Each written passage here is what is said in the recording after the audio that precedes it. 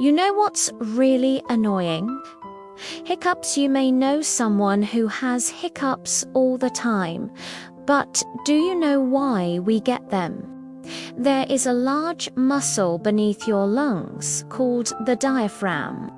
When the diaphragm contracts and moves down, air is pulled into your lungs. And when the diaphragm relaxes, air is pushed out. That's how we breathe.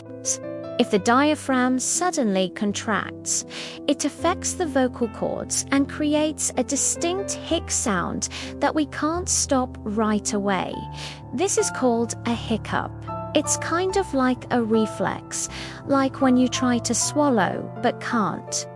The good news is hiccups usually go away on their own after a minute or so.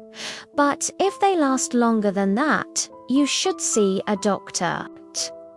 One way to prevent hiccups is to not talk while you're eating.